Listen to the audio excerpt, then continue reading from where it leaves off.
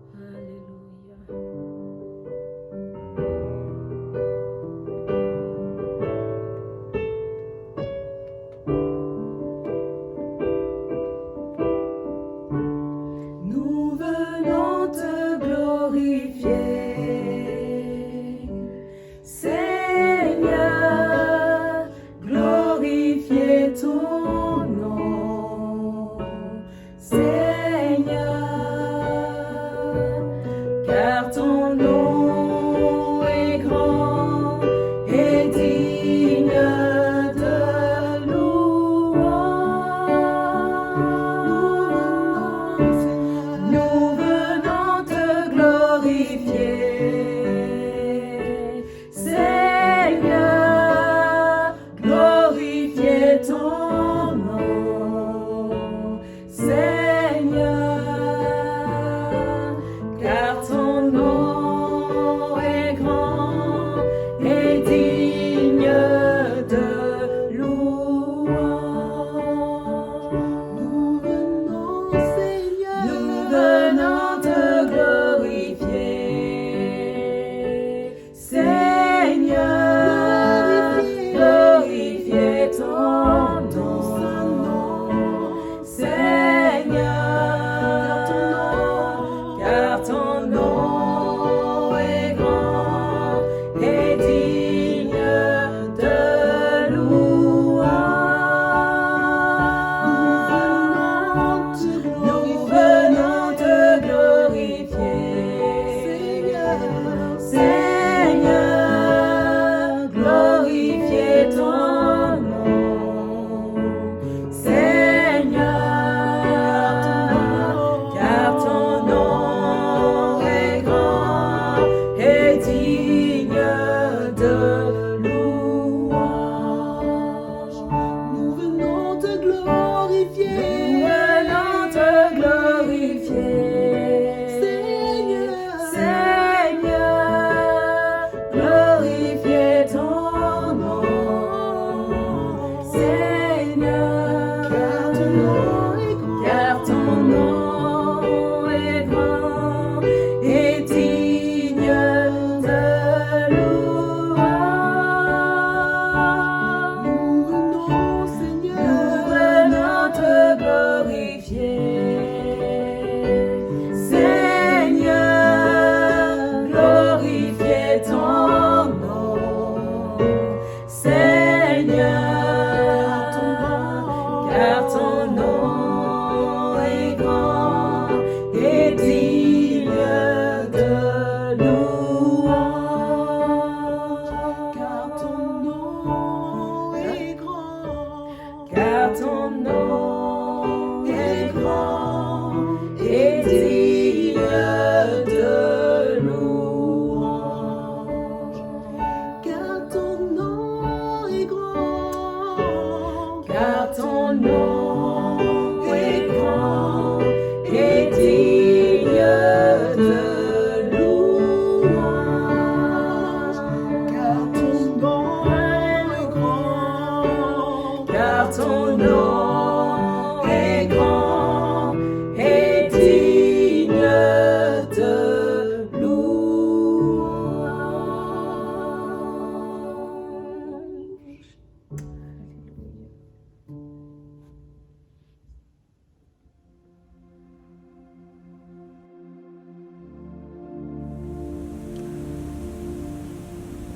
Je vous invite à la prière. Notre Dieu, notre Père, nous te bénissons pour tout ce que tu nous accordes chaque jour. Tu es notre Dieu, tu es notre Père, et nous t'en sommes infiniment reconnaissants pour ta protection et pour tout ce que tu pourvois dans les besoins tant matériels que spirituels. Tu viens à notre rencontre et tu pourvois, et nous te disons merci. Merci pour ta parole de vie. Merci pour ce moment. Merci parce que tu es là. Et nous te louons, nous te célébrons ensemble dans le nom de Jésus, notre Sauveur. Amen. Amen. Bienvenue, frères et sœurs. Bienvenue à vous qui nous suivez chaque dimanche et chaque mardi. Des moments de rencontre que nous avons. Nous rendons grâce à Dieu pour sa protection, pour ses bienfaits, pour sa fidélité. Il est ce Dieu qui restaure.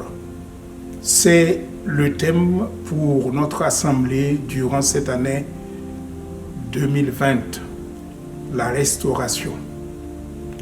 Et nous allons voir ensemble, à partir d'un texte du Nouveau Testament, l'évangile de Jean, au chapitre 21, du verset 1 au verset 19.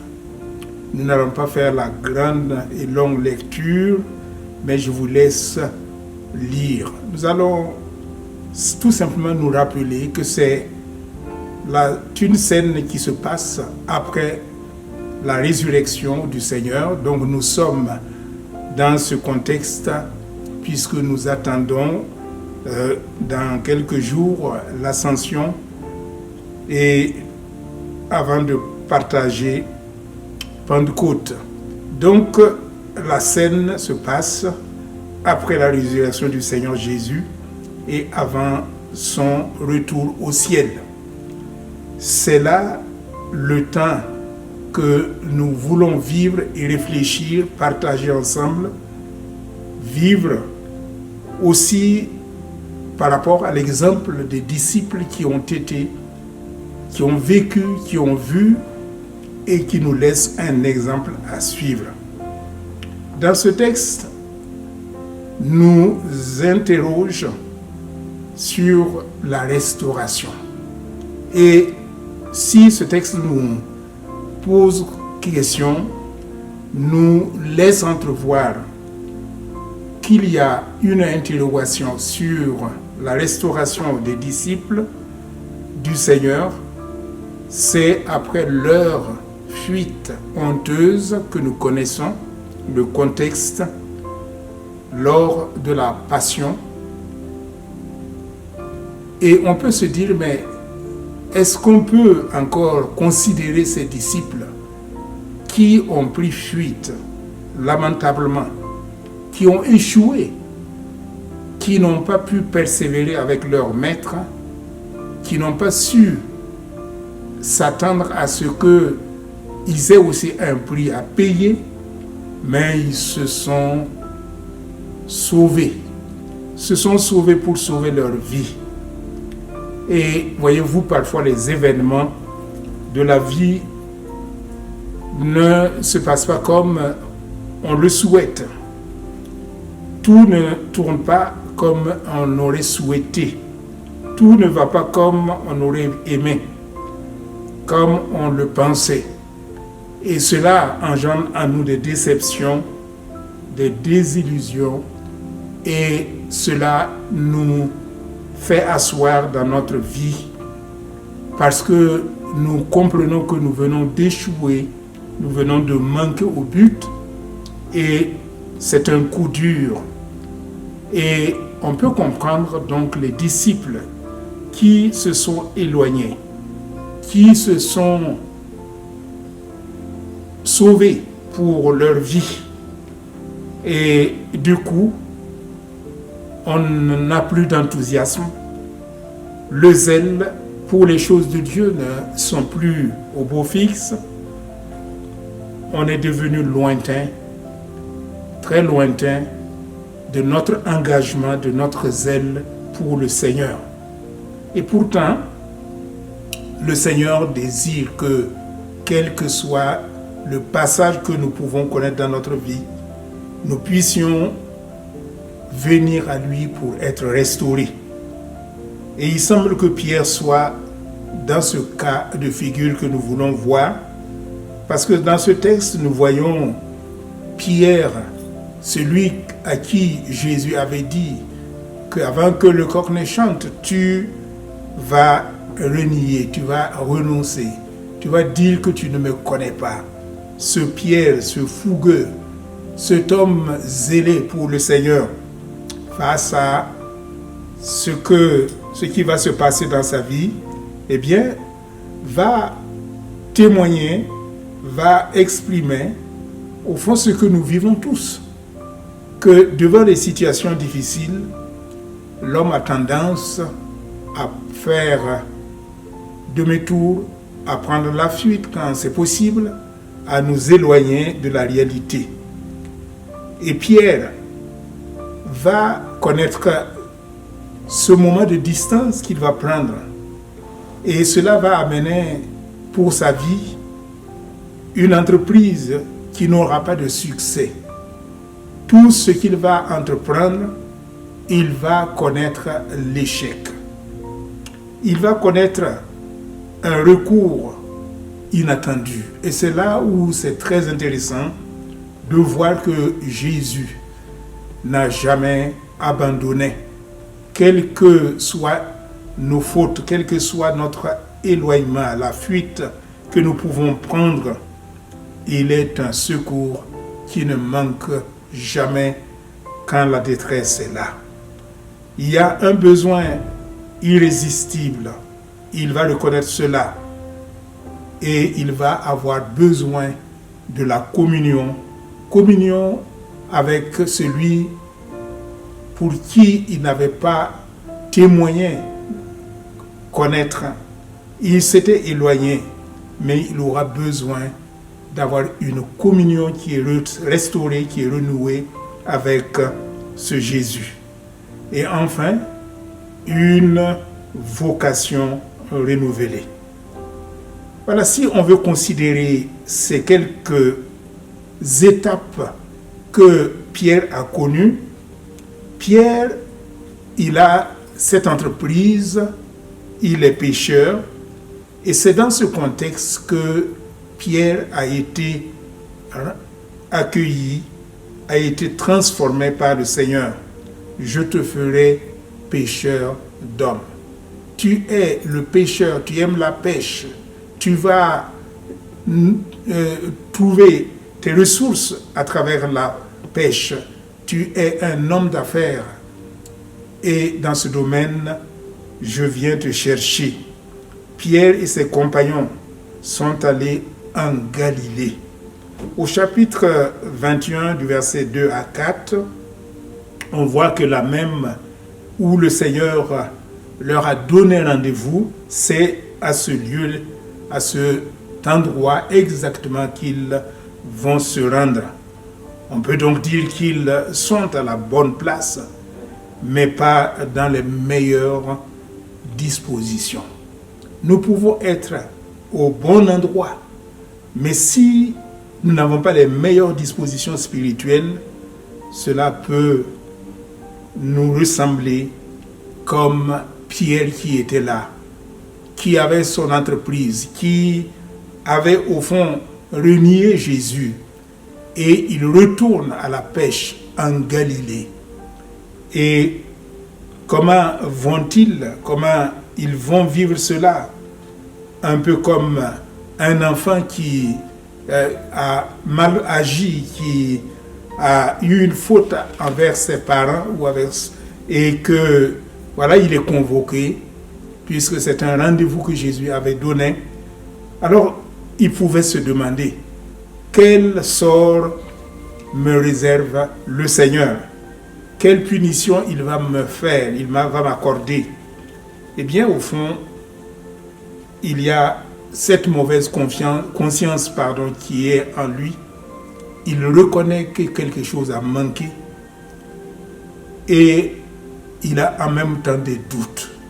Doute de savoir est-ce que le maître va encore m'accueillir. Il a perdu confiance en lui-même. Pas à la hauteur, pas au fort, pas capable. On se sent réprouvé comme un rebut. C'est ce qui a été caractérisé par la vie de rencontre de Pierre. Les disciples avaient tous fui lors de l'arrestation de Jésus. Aucun n'est resté, sinon Jean, qui est resté demeuré auprès du Seigneur lors de sa passion. C'est le seul qui va témoigner la reconnaissance, la vie de Christ en lui. Et n'oubliez pas que c'était celui qui s'était penché sur Jésus et on a dit que c'est le disciple que Jésus aimait grandement. Leur fidélité n'a pas tenu 5 minutes. Ils peuvent se souvenir de cela. Pierre en particulier s'était estimé être le plus fort, être le plus capable. Il avait estimé être à la hauteur de chaque rendez-vous que Christ donnait. Or, souvenons-nous qu'il a renié 3 fois de connaître le Seigneur. Il a même juré avec imprécation. Il a renié. Il a dit, je ne connais pas cet homme. Et devant cette parole qui confirmait la parole du maître, il ne restait qu'une chose à faire. Il a pris la fuite. Et voilà que, avec ses amis, ils restent ensemble dans une relation. Et vient le moment où Pierre dit, je vais pécher. Et ceux qui étaient avec lui, les autres répondent aussi, nous allons avec toi. Voilà Pierre qui entreprend. Pierre qui veut reprendre la pêche. Et quand nous essayons de voir un peu, au fond, Pierre se reconnaît plus pêcheur de la pêche de la mer que pêcheur d'hommes, comme a dit le maître. Il dit, je retournerai, je fais un demi-tour, je repars, je vais continuer ce que j'avais entrepris avant. Je suis un connaisseur de la pêche, c'est mon entreprise, je suis entrepreneur et je retourne dans cette entreprise. Et les autres vont dire, nous venons avec toi. Il passe alors toute une nuit, cet homme connaisseur de la pêche, toute une nuit, et la Bible nous dit qu'ils vont retourner sans rien prendre, même pas un seul poisson. Imaginez cet homme qui connaissait le lac, qui connaissait la pêche, qui décide d'y retourner, d'aller faire la pêche, et qui passe toute une nuit d'activité, de peine, sans rien ramasser, même pas un poisson.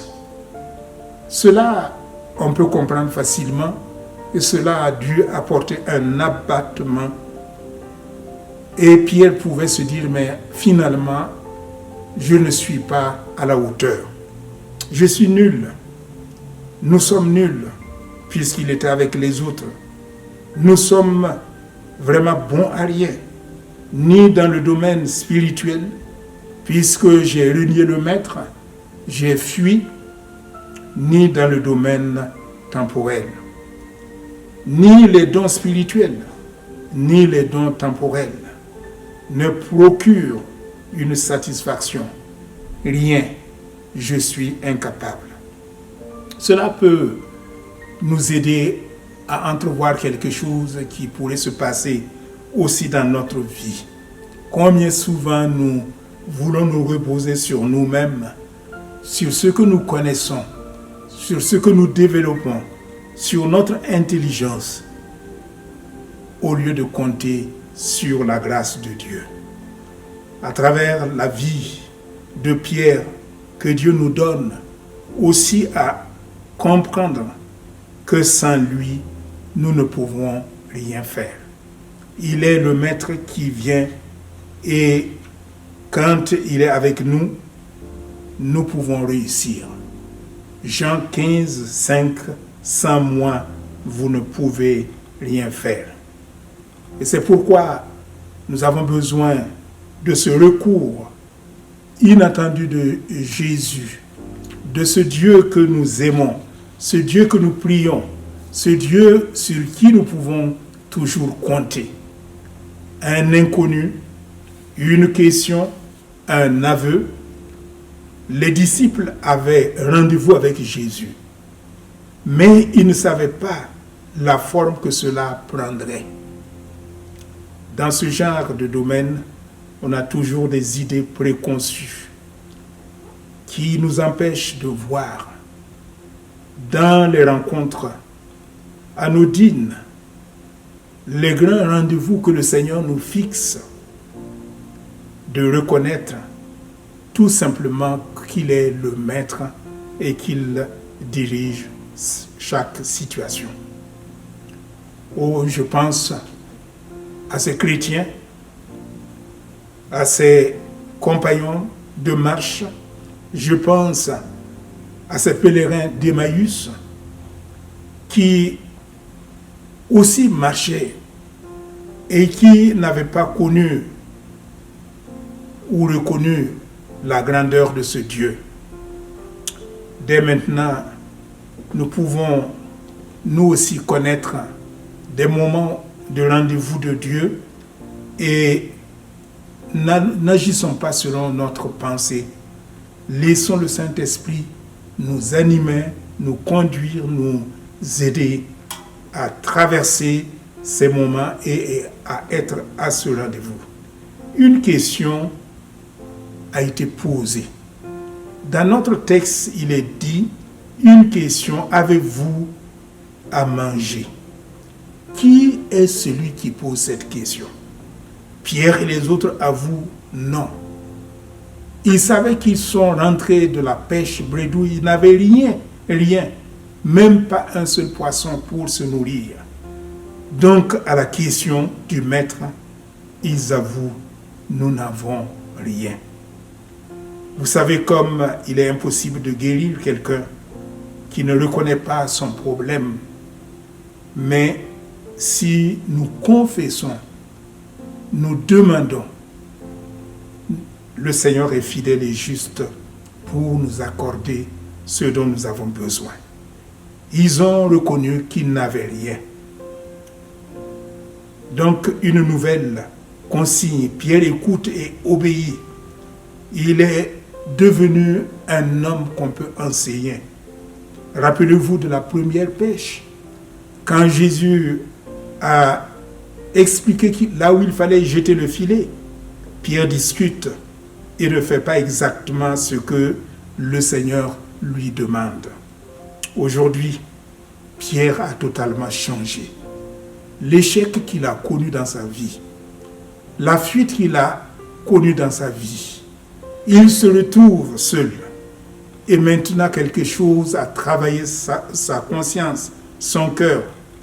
Notez qu'il n'obéit pas au Seigneur, mais comme au Seigneur l'éprouve, vous a changé. Demandons aussi au Seigneur d'agir de la même pour nous. Que quelque chose puisse changer en nous. Que nous puissions laisser le Saint-Esprit agir. Agir en profondeur, que nous devenions des enfants de Dieu à qui nous pouvons recevoir, enseigner. On peut transmettre. Nous pouvons être prêts à accueillir sa parole. Le même Pierre a changé de comportement. Et c'est le succès qu'il va connaître. Il dépendait de sa connaissance, de son intelligence. Et cette fois, il va dépendre de Jésus. Et il va connaître le succès. Il avait un besoin irrésistible. Pierre apprend qu'il s'agit du Seigneur. Parce qu'il se retourne et Jean lui dit, voilà, il est là, Jésus, le Maître. Ce Jean qui est tout intérieur, introverti, qui n'est pas comme Pierre, extérieur, extraverti. Il est démonstratif. Et il a besoin, un grand besoin de jeter et de se jeter lui-même aux pieds du Maître. Il avait refusé que Jésus lui lave les pieds, vous vous souvenez. Et quand Jésus dira, si je ne te lave pas les pieds, tu n'auras pas de part avec moi dans le royaume de Dieu. Pierre va dire, alors pas seulement mes pieds, mais tout mon corps entièrement. Voilà qui était cet homme fougueux, cet homme extraverti, cet homme qui était la première place, mais cet homme qui allait aussi connaître la défaite dans sa vie. Mais heureusement que notre Dieu n'est pas ce Dieu qui nous punit, qui nous rejette, quelle que soit notre situation. il vient à notre rencontre. Il vient, comme le psalmiste le dira dans le psaume 23, il est celui qui dresse une table. Il est celui qui m'apporte une communion. C'est l'Éternel, notre Dieu. Et il avait besoin de communier avec lui. C'était la raison de son rendez-vous, avoir une communion avec. Mais comme il n'avait rien à partager, Jésus va donner l'ordre qu'ils aillent, qu'ils jettent les filets. Et quand ils vont obéir, eh bien, le miracle va s'accomplir.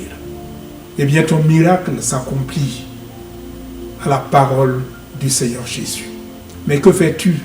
Que faites-vous de cette parole? De ce que le Seigneur nous ordonne de faire? Est-ce que nous sommes comme Pierre, transformés, changés, et nous devenons enseignables, et nous devenons des fidèles qui, ayant entendu l'amour de Dieu, eh bien, nous sommes prêts à avoir ce rendez-vous dans la communion, une communion sans parole, une communion autour de quelques poissons. Alors, quand on lit ce passage, il dit que 153 grands poissons, et que ça parle beaucoup. C'est une précision pour montrer ce qu'ils avaient pu sortir. D'abord rien, mais sur la parole du Maître, eh bien, 153 grands poissons et plus encore. C'est une précision qui est surtout là pour nous attester la véracité de ce rendez-vous. En tout cas, c'est là le fameux rendez-vous auquel le Seigneur avait convié ses disciples pour avoir la communion fraternelle avec eux. Un simple repas, la chaleur, la provision, répandre son amour et leur donner du repos. Dans cette communion, nous pouvons jouir de cette chaleur de la communion fraternelle. Nous pouvons avoir les provisions nécessaires pour notre existence et son amour se manifeste et il nous accorde le repos. Tout est repas. Quand nous lisons un peu dans la Bible, nous voyons que à des rendez-vous donnés, c'était autour d'un repas qui symbolise la communion, la chute, la Pâque, la Cène, les retrouvailles de Joseph avec ses frères, les pèlerins d'Emmaüs. Tout est repas. Pourquoi? Car tout est affaire de communion. Nous avons besoin de vivre cette communion les uns avec les autres et bien entendu avec le Seigneur. Nous avons besoin de partager, nous avons besoin de témoigner notre affection à d'autres personnes. C'est ce que Jésus voulait leur donner avant de s'en aller. Si vous revenez à Christ, comme ses disciples sont revenus, eh bien vous allez entendre la voix, la douce voix du Seigneur. Et cela me fait penser à Apocalypse chapitre 3, verset 20, où il est dit « Je me tiens à la porte ». Jésus dit « Et je frappe. Si quelqu'un entend ma voix et ouvre la porte, j'entrerai et je souperai avec lui et lui avec moi. » C'est ce que Jésus voulait. Et Pierre, enfin, a su entendre. Il a su écouter quand Jean a dit, c'est Jésus, c'est le Maître, c'est le Seigneur lui-même. Eh bien, cela a changé complètement sa vie. Il appelle Pierre par son nom, peut-être pour l'interpeller, parler à l'homme naturel qui est en lui. Et il compare l'amour de Pierre à celui des autres disciples. En effet, Pierre avait la prétention d'aimer Jésus davantage que les autres. Et il va répondre à l'appel de Dieu. Oui, Seigneur, tu sais que je t'aime. À la question que le maître va poser, Pierre, m'aimes-tu? Tu sais toutes choses. D'autres avaient répondu cela avant lui, tels que Samuel, tels que Paul, tels que d'autres serviteurs de Dieu, dans l'Ancien Testament comme dans le Nouveau. Mais ce qui est important, est-ce que nous-mêmes, nous sommes là pour aussi répondre à l'appel de Dieu? M'aimes-tu plus que les autres? Oui, Seigneur, je t'aime. Alors le Seigneur dit ceci, paie mes agneaux. Et à la deuxième question, encore une fois, paie mes brebis. Paie mes brebis. Quelle restauration!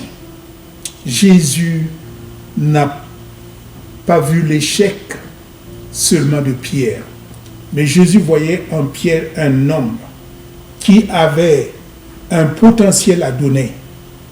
Et Jésus voit en vous, en nous, ce potentiel. Quelle restauration Jésus va apporter à Pierre. Il envoie, nourris mes brebis, nourris mes agneaux, nourris encore. Quelle grâce, quelle miséricorde d'avoir un sauveur qui nous aime. À la parole de Jésus, il y a une chose qui a été dite. Suis-moi. C'est un commandement qui résonnait dans la vie de Pierre. Suis-moi et je te ferai pécheur d'hommes. Il avait déjà entendu cette parole.